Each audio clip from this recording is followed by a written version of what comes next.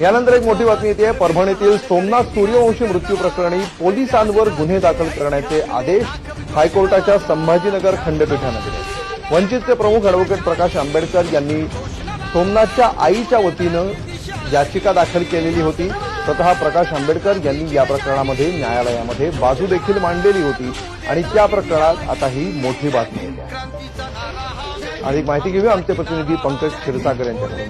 पंकज, नेमकं हायकोर्टाने काय म्हटलं या प्रकरणात? आपण जर बघितलं तर परभणीमध्ये सोमनाथ सूर्यवंशी यांचा मृत्यू झाला होता न्यायालयीन कोठडीत असताना. परभणीमध्ये 10 डिसेंबर रोजी डॉक्टर बाबासाहेब आंबेडकर यांच्या पुतळ्यासमोरील संविधानाच्या शिल्पाची विटंबना करण्यात आली.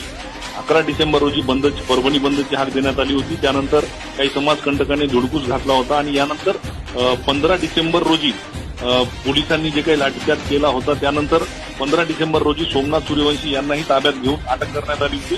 न्यायालयीन कोठडीमध्ये त्यांचा मृत्यू झाला होता. या प्रकरणामध्ये संभाजीनगर उच्च न्यायालयामध्ये वंचितचे प्रमुख अॅडव्होकेट प्रकाश आंबेडकर यांनी सोमनाथच्या आईच्या वतीने एक याचिका दाखल केली होती की यामध्ये कारवाई व्हायला पाहिजे आणि याच याचिकेवर 3-4 वेळेला सुनावणी झाली आणि आज त्याचा निकाल आलेला आहे. यामध्ये सोमनाथ सूर्यवंशी यांच्या मृत्यूशी संबंधित पोलिसांवर गुन्हे दाखल करण्याचे आदेश जे आहेत ते संभाजीनगर उच्च न्यायालयाकडून देण्यात आलेले आहेत. या संदर्भामध्ये प्रकाश आंबेडकर आहेत त्यांनी स्वतः यामध्ये बाजू मांडली होती. स्वतः ते न्यायालयात